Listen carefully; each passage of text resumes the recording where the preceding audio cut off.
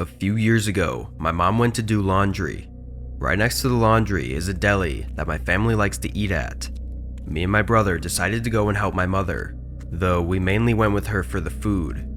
After about 10 to 15 minutes, me and my brother got bored, so we decided to wait outside on the bench right in front of the laundry where my mom can see us. 5 minutes after that, an old, thin, wrinkly man who looked to be about in his late 50s or early 60s came out of the laundromat and sat down on the hood of a parked car.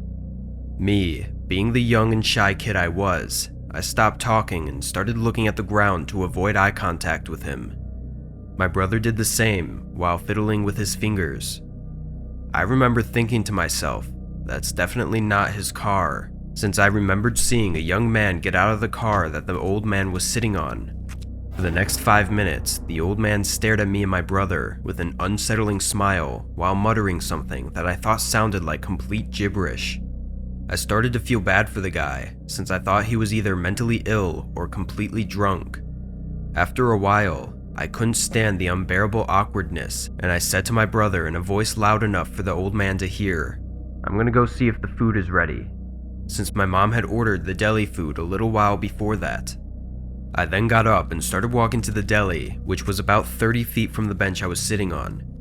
I was expecting my brother to catch on to what I was doing and start following me away from the man, but him being his stupid self, he didn't.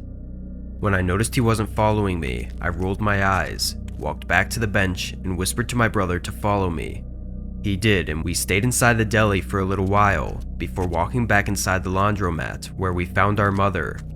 About 30 minutes later, we all left the area with our food and proceeded to get into the car. Before we left, I looked out the window and saw the old man. He looked different this time though. He had a huge smile on his face. His teeth were yellow, stained, and sharper than usual. His eyes were unnaturally wide, and I could tell he was mumbling something gibberish again. While my mom was searching for her keys, the old man walked up to the window and held out a note. The handwriting was terrible, but I could make out the words. "I always like them better when they're scared. See you again soon." I then looked at the bottom of the stained paper and saw a drawing of a bunch of little girls crying. Their limbs were stretched, making them look like monsters. I felt sick. I suddenly lost all my appetite for the food my mom had just received.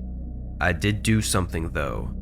Even though I was a shy girl, I still stood my ground. I made a disgusting face at him.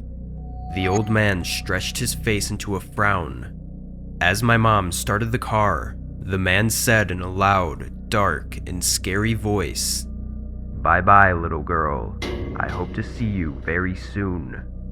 My mom drove off, and me and my brother, who had seen all of this as well, just stared at each other in utter shock and disgust. As me and my brother were very young kids, we thought that forgetting about this would have been better than telling someone. I also believed the man would come after me if I ever told on him, so I kept quiet from everyone and decided to live in fear instead. I've never seen or heard from that man again, thankfully. I hope it always stays that way.